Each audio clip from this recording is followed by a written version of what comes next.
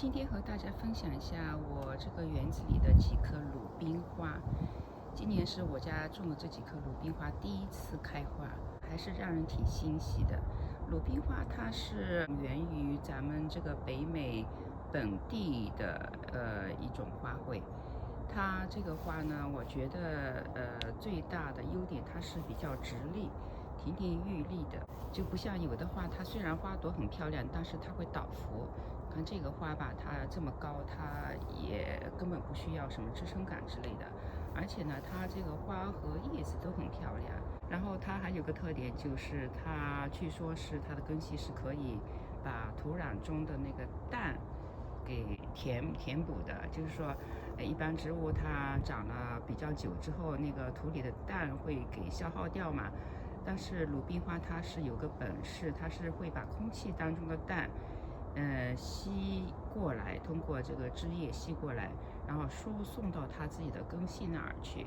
所以它这个鲁冰花旁边的植物一般都会受到滋养。我家呢这几棵鲁冰花是2024年的时候开始育种的，那会儿我是在亚马逊上头买了一包种子，那个种子我用了一半，当初是应该是用了20颗，我就分成了2半。一半也就是10颗左右的种子呢，我把它直接播到了土里头，就是花园的土里头。另外10颗呢，我是用几个小花盆吧，把它那个在室内育的苗。这一颗粉红色的这一颗是，后来那个从小盆里头移过来的，然后给大家看一下我当初，专门一个小区给那直接播种的，是这个区，是这个下面这个区。当时是播了10颗种嘛，都出来了，芽都出来了，但是后来仅存了只有2颗，因为2024年它出了芽之后呢，它只是一个很弱的苗。2025年呢，它也是在长枝长叶。25年这一棵长得也还可以的，看到没有？这棵是一棵小的，但是今年年初开始的话，可能是这底下长的那个 periwinkle 太 aggressive 了。你看到没有？我这个是为了让它有空间，还特地是用这个小木棍给它那个挡了一下，但是这个还是就是没有长好。这棵就很弱，一个花苞都没有，估计可能就这样了。然后这一棵的话是这个直接播到地里的一个硕果仅存的一个，这个颜色是很漂亮的，这个关键有点暗这个地方，但是这个颜色是非常漂亮的。它这个长得也很大，但是呢，我觉得是因为它这个地点吧，就是有点阴了，就是我后面这有个比较茂密的一个苹果树，所以把这个从南边过来的阳光都过滤掉了。所以跟旁边刚才那个粉红的比呢，它那个花枝就不是很特别多。这样开了4个，哎呦，这个上面给松鼠，可能应该是松鼠咬掉了一块，这本来是应该是这样子的，这个顶上有几个嫩的花苞，但是这个鲁冰花其实它是全身是有毒的，所以那个贪嘴的松鼠应该是现在在哪里闹肚子呢？应该，然后就是刚才说到哪了？就是那个这鲁冰花这棵是有，我看看啊，现在开花的是4个花杆。我之前好像看到哪里还有一个，哦对，这里还有一根，这里还有一根。总体来讲，它这个花朵就是没有刚才粉红色的那个那么好。咱们看看这个粉红色的，再看看，数数它这个有几个花枝呀？1、2、3、4、5、6、7，对，正在冒的是7个，哦8，底下还有一个呢，8。然后这一颗也很快就出来了，就是跟刚才那个对比吧，这一颗的话，它整个植株其实不是说很高大，但是它这花枝长得比较好。我觉得原因就是因为它这个地方的话没有什么遮挡，阳光是非常好的。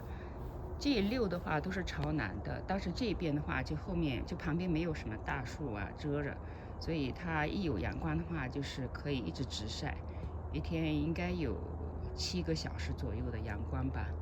刚才那个的话呢，就是一天下来就是有很多时候是在阴处的。现在给大家看看另外几棵哈，就当初也是那个从花盆里头育好了苗，种到地上的。这一棵其实阳光也不错的，但是这个的话，运气不好，我当时是没有规划好，把它跟其他的植物栽得太近了。这旁边这个Shasta Daisy，它是 Shasta Daisy， 它是会蔓延的。然后旁边这一棵洛考也是会蔓延的，这就挤占了它的那个空间了。这个就是那个另外一棵，在花盆里育苗的，后来栽到地里的鲁冰花。这个的话呢，长得还是不错的。然后完了，旁边还有一棵小的，给大家拉近了看一下，看到没有？这棵小的就长得不是很好。然后我跟大家等会儿分析一下原因啊。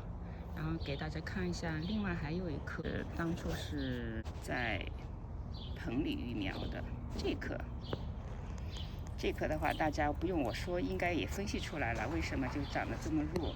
是因为旁边有那个福禄考太 aggressive 了，另外一侧是有那个比较大的一棵月季，把它那个阳光给挡住了。所以虽然它这个朝向是挺好的，这前院我们这个前院是朝南的嘛，它得到的阳光还是比较少的。跟大家说一下，就是为什么就是这一棵就长得很不好，就是刚才这2棵有一棵长得不错的嘛，然后有旁边另外一棵同样地点的，这棵同样地点，这棵就长得不好，因为鲁冰花是很害怕根系受到打扰的，所以这也是我当初为什么没有把这个所有的小苗都放在盆里育苗的原因。就鲁冰花，它的根系如果受到打扰的话，它是会发育不良的。但是，按照我的经验吧，我觉得就是说也看运气。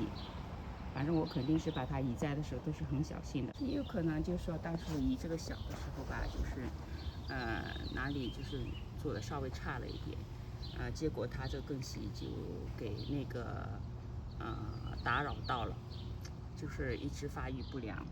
但是这一棵和刚才那棵就是还可以的。最后再说一下，就是鲁冰花，它如果在小花盆里头育苗的话，那个小花盆是没法在室外过冬的。我2024年不是育苗成功了吗？在那个小花盆里头，有一些就是在地里头栽下去了。当时就是嘀咕那个栽到地下的过程当中，根系会不会受到损坏嘛？所以为了保险起见，我就留了一颗在那个花盆里头。然后那个花盆，我也想测试一下，就放在室外，就没有拿进来。2024年到2025年那个冬天呢，它是挺过来了。2025年它也在那长得看着还不错，因为我当时是留了最壮的那一棵苗在那个花盆里头的。但是2026年，这个早春，它这个天气忽冷忽热，有那么几次。然后2026年它这个冬天也是比较冷嘛。到了最冷到了零下20多度吧。然后2026年春天它这个就没有挺过来，我后来一看，那个根都在花盆里头腐烂了，所以的话还是把它移到地里头过冬比较稳妥。在地里头过冬那几棵，虽然有几棵它是完了之后也没有说长得特别好，但是它是活了呀，至少是活了，对吧？Anyway，反正这就是我近2年以来，就是在这个鲁冰花得到的一些小小的经验，和大家分享。今天就先分享到这儿，谢谢观看，咱们下期再会，拜拜。